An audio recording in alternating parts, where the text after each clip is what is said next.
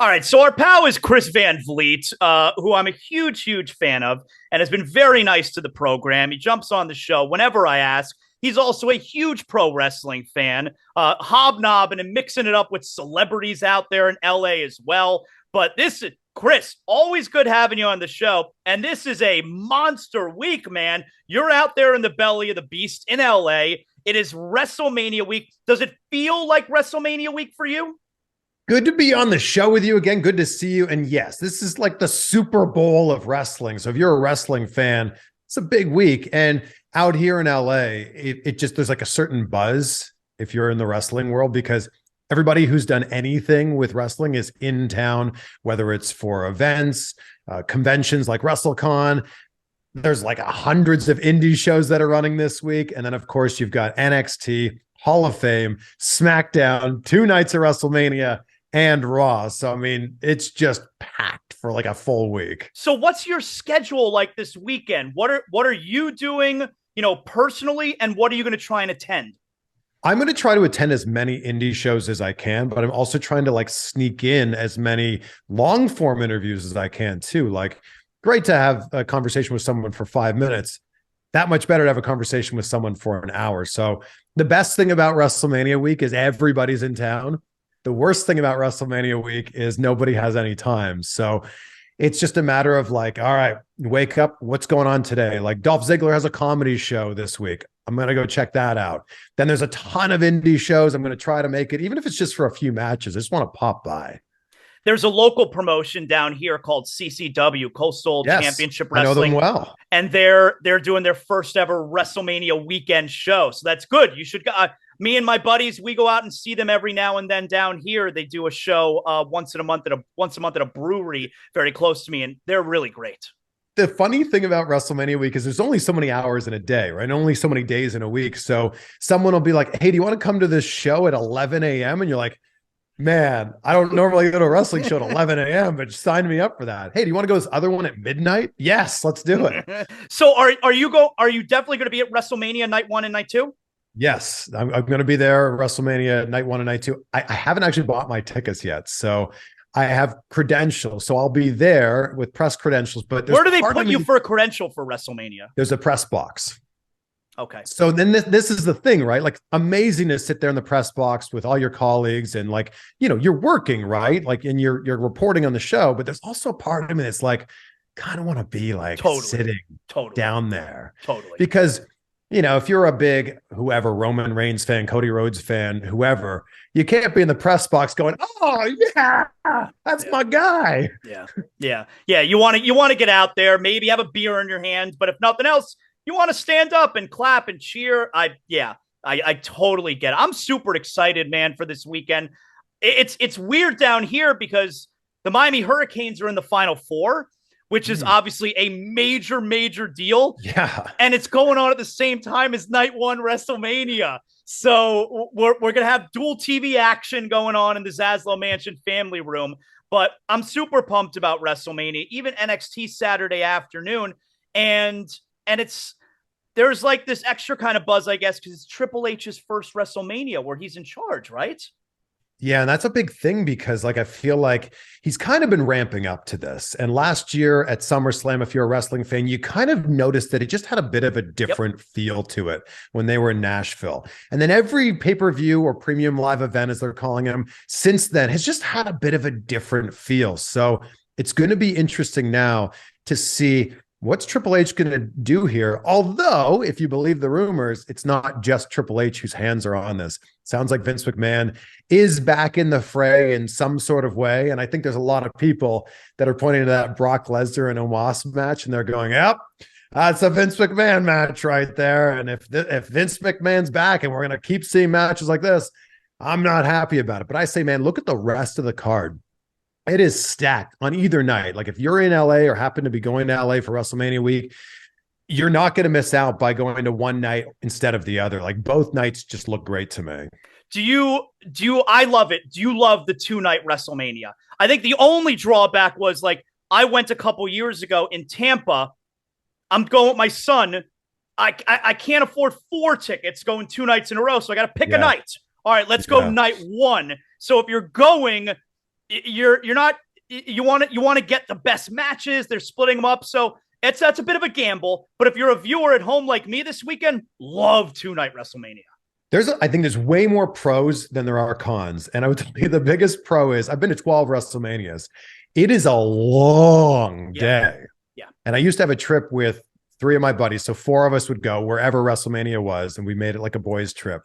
And one of my friends, not a wrestling fan at all. And he we would keep being like, all right, well, WrestleMania this year's in Orlando, WrestleMania this year's in San Francisco. And he's like, oh man, is it going to be 8 hours again? And I'm like, yes, it probably will be. So I like the fact that it's now 2, 3 to 4 hour shows spread out over 2 nights. I will say one of the cons though is if you buy tickets to night 1 or night 2, well, if you buy tickets to night 1, you don't know exactly which matches you're going to get. And that kind of sucks because you're like, I really want to see this match and I don't know which night it's on. Yeah. So if you show up to night 1 and that match doesn't happen, you're now kind of obligated to go on night 2. That's what happened. Like when we went in Tampa a couple years ago, the main event night 2 was Roman against Edge and Daniel Bryan. I went night 1, which was great. I actually thought night 1 overall was better. And our main event was Bianca Belair versus Sasha Banks. Would have been nice to see Roman Reigns. I actually thought our night was better, so it worked out just fine. I love the 2 nights. How much have you enjoyed this bloodline? I mean, what an incredible, we're talking like 2 years worth of story here, Chris. And everyone who's complaining for so long of like WWE doesn't give us long-term storytelling. Well, we're finally getting it here. And it's paying off, I think, in the best possible way here. And I feel like going into this main event, night 2, Cody and Roman Reigns, everybody seems to think they know what's going to happen here. Wow. Everybody seems to think the night's going to end with Cody Rhodes winning the championship, you know, the amazing moment. Dusty never won it. About that. And that's what I'm saying. Like there's another storyline on the other side of this that makes a ton of sense. Roman Reigns holding the belt for over 1,000 days would be a huge milestone for him to hit. And WWE has always been really good at going, oh, you think that's going to happen? Well, check this out. WrestleMania 30 is a perfect example. I was there in New Orleans. We went into that match going, oh, it's The Undertaker versus Brock Lesnar. Well, that'll be a fine match. Of course, The Undertaker's going to win. What? What do you mean he didn't win? Is this a mistake? So I wonder what's going to happen here. And another big question for me is if Cody Rhodes does win, like all WWE fans seem to think is going to happen, does he win clean? And I would have to think that if he's going to win, it's not going to be a clean victory. Really? Something's going to happen here. Someone from the bloodline is going to come in and create another storyline. And then jumping off of that, if Cody does win, what's the next match there? I don't think that he wrestles Roman again and then beats Roman again, you know, at SummerSlam or down the line here. I think it creates another storyline and Roman's out of the title picture for a little while, or maybe Roman's just not on TV for a while. Did you love Sammy and KO getting back together? That's great. That's so good. Although I wonder what's going to happen here at WrestleMania because, you know, it might make sense for them to win that match. But I think they're going to win. Yeah, I think they could win. But that moment of them like hugging and the crowd getting so all good into it. It's just like the playoffs, right? Like, no disrespect to baseball, but watching a game in July is very different from watching a game in October. And that's what watching Raw and SmackDown right now feels like. It feels like October baseball. You know, and it's funny. It's hard to explain. We've had conversations like this before, like especially I know you posted one of these clips again the other day and you and I have talked about it where when people say to you, you know, wrestling's fake. And my response to that is always like, do you think fucking Game of Thrones is real? Do you think they're dragons? You know, I never understand. All your TV and movies, they're all fake too. They're all scripted. So I never understand that. But for people who are not pro wrestling fans, it's so hard to explain. Like when Sammy and KO, when they hugged at the end there, and everyone is excited. It's hard to explain just how much fun. And I understand, like, you know, you might love Breaking Bad, for example, but if I showed you season 3, episode 6 and said, watch this right now without giving you any context, you'd go, I don't get it. Great performances, but I don't get it. And that's kind of what happens, I think, when someone's a super casual fan or not familiar with the product at all. They tune in and go, all right, so that guy with the beard and that guy with the red beard are hugging. Who cares? All right, sure. Yeah. Yeah, no, that's a good point. You mentioned Vince.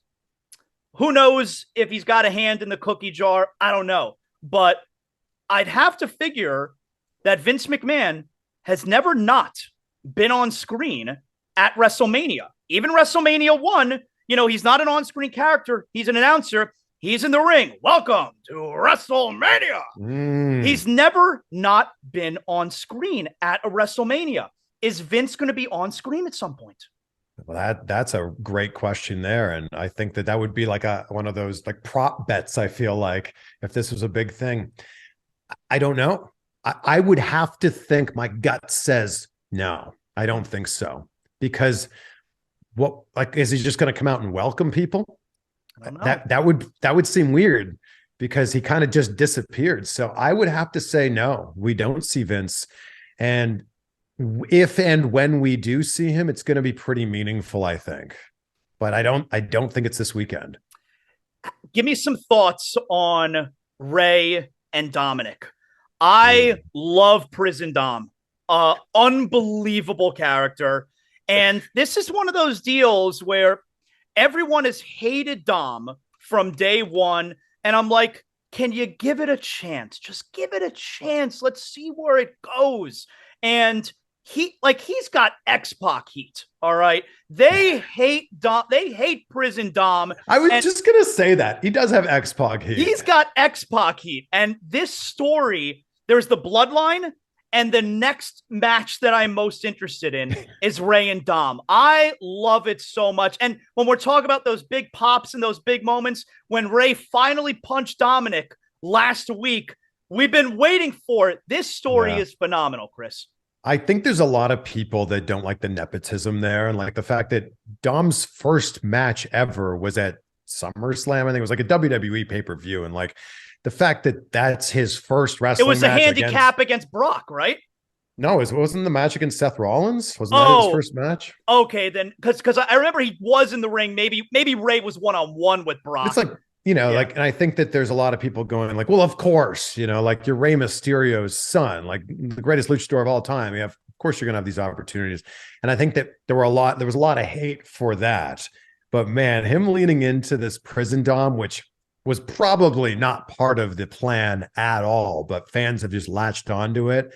And the fact that he started growing his hair out like Eddie. And he's got the teardrop right here under his eye. I mean, come on. He's an ex-con. And he's got the shirt button like he's an essay. And I mean, it's unbelievable. I love this story so much. And by the way, I hope he wins. Like, I want this to continue. I hope he wins. I have a feeling, and I don't have any sources on this, but I have a feeling this might be Ray's last match. Because how can you top this, right? It's WrestleMania against your son, the same weekend you get inducted into the Hall of Fame. Like, I think that is just a perfect bow on top of an incredible career for Rey Mysterio. So I think that's got to be it. And I think there's going to be this beautiful moment afterwards. Oh, so do you think that Ray and Dom they're going to reconcile, or it's going to be a beautiful moment for Ray and the crowd?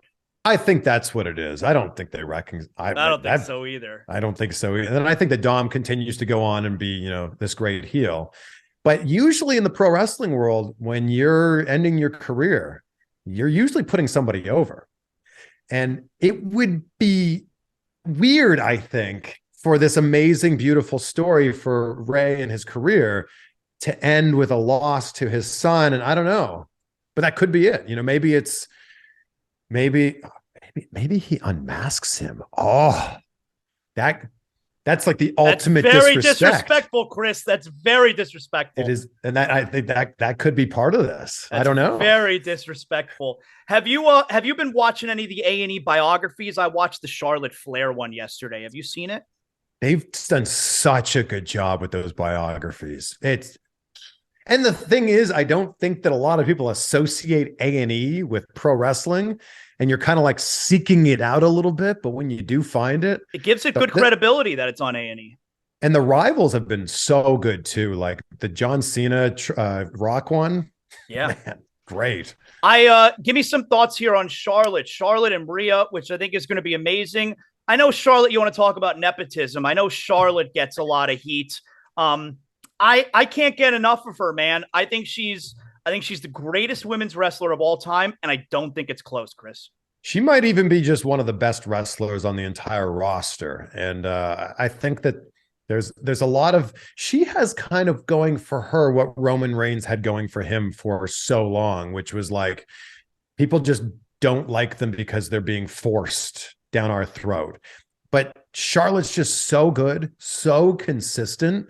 And I think that if she continues on the path that she's going and wrestling ends up being the thing she does for her entire career, then she destroys her father's 16-time record. I think that's just inevitable at this point. But Charlotte's just somebody who she looks the part.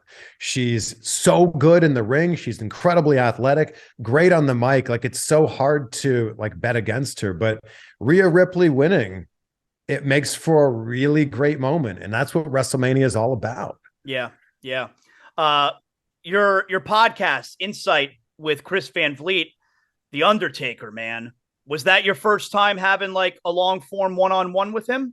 Yeah, it was my first time. And I'm so glad I got him now rather than getting him when he was active, because talking to Mark Calloway is a really interesting experience versus talking to the character of The Undertaker. And the self-awareness he has about the career that he had and the legendary matches that he had and legendary character that he played, it's pretty incredible. So yeah, to be able to spend 20 plus minutes with The Undertaker and he's telling stories that he's never told before, I was just like, oh my gosh, this is what amazing. Did you learn from him there that you appreciated the most?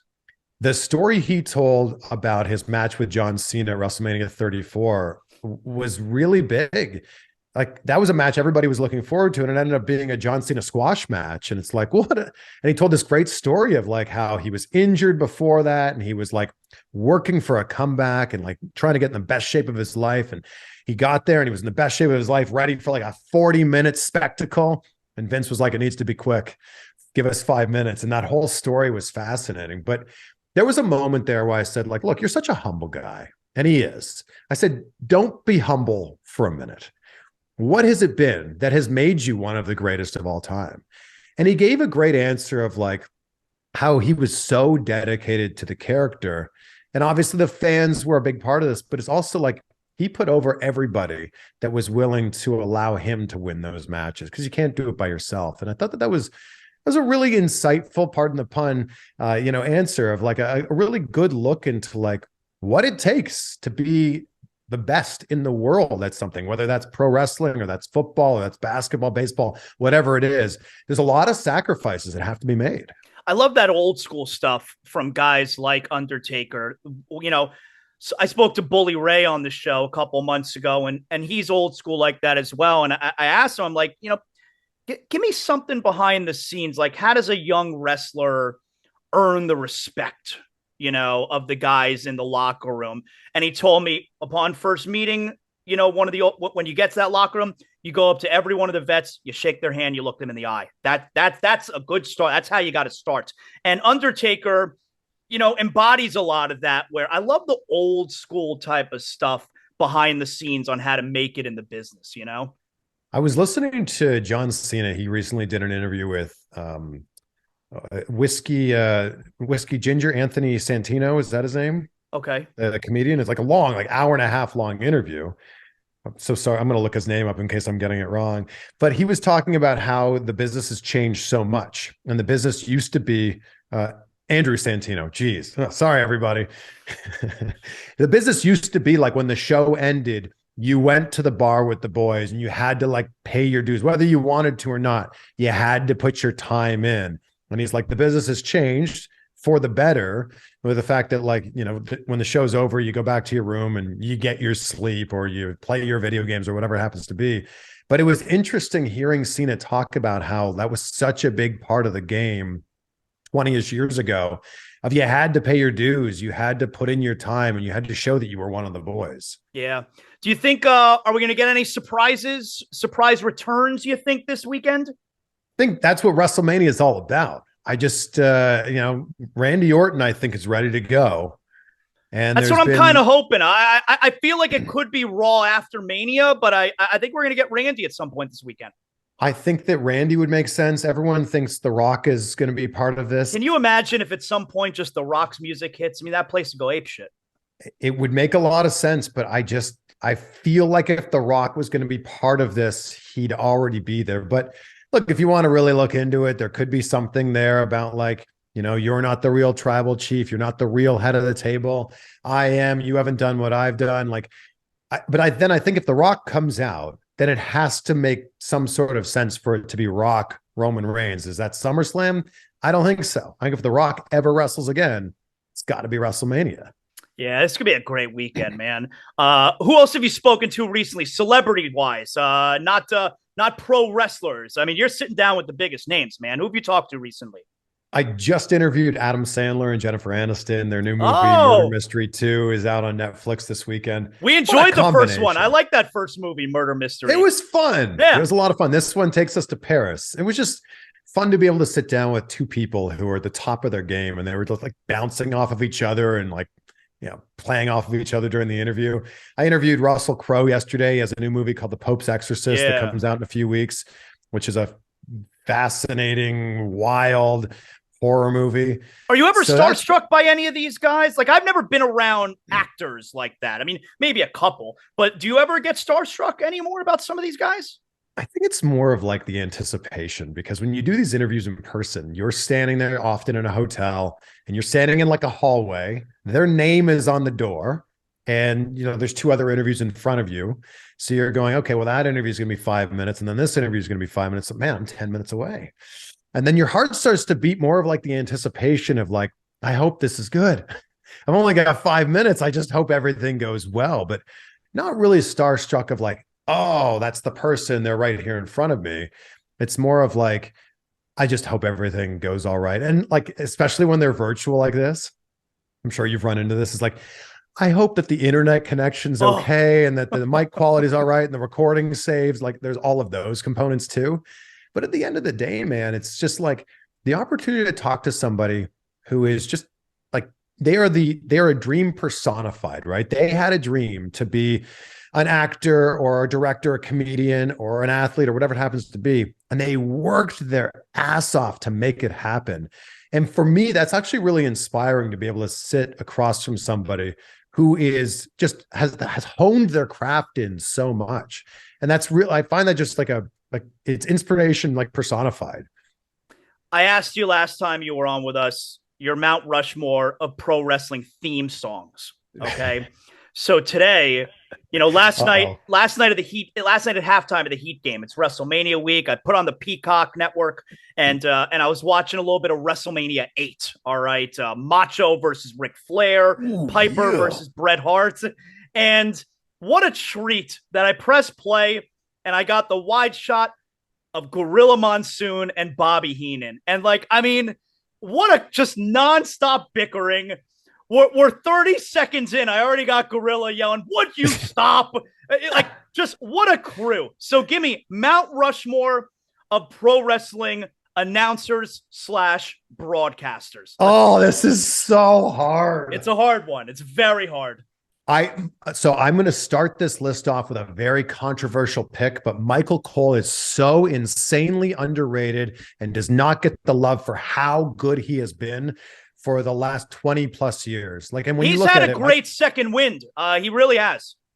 But Michael Cole has also been the voice of the WWE in the 90s, the late 90s, 2000s, 2010s, 2020s. Wow. 4 decades of hearing him, and he's so good. And I think that a lot of people associate him with just that character he played and the match he had at WrestleMania. So Michael Cole goes on the list. Jim Ross, of course, the voice of my childhood and all of those. They just got 2 more slots now. This is getting dicey now. Just 2 more slots. This is very difficult, but Jim Ross with all of the phrases like hellfire and brimstone and he's got hell to pay, beat him like a government mule. By God, he's broken in half. Although I will say some of JR's exaggerations, and I get that wrestling is filled with hyperbole, but it pains me when I rewatch Edge spearing Jeff Hardy off the ladder. Yep. And he calls it a 20-foot ladder. And it annoys me so much because if you count the rungs on the ladder, every rung is 1 foot. It's a 12-foot ladder. And I'm just like, come on, Jay. So there's two. Joey Styles. Okay. Like Joey Styles made ECW so good. And I think a lot of fans don't even realize he called a lot of those matches himself, but he was so good at telling the story that you didn't even notice that there wasn't a color commentator there. So there's three. And I got one more. That's it. And this is when you do Mount Rushmores, it's always so difficult because people go, what about so-and-so? Well, that's the point. Plenty of honorable mentions, I'm sure. Right. So oh man, it's so very hard. Okay. Michael Cole, Jim Ross, Joey Styles. One more. And then I'm going to go, wow, this is going to be controversial. Okay. Mike Tenay. Wow, that is controversial. Okay. I know, but listen, he carried TNA in the mid 2000s. And honorable mention to, his color commentator, may he rest in peace, Don West. The way that they worked off of each other, I would argue that there was a point in like 2006 or 7, maybe 2005, when TNA actually had the best commentary team in all of pro wrestling. So that's it for me. You got to understand that I also became a massive wrestling fan in like 98. So yeah, I missed out on Jesse the Body Ventura, incredible, Gorilla Monsoon, of course, Vince McMahon, what a maneuver, all that stuff. So good. And they are great.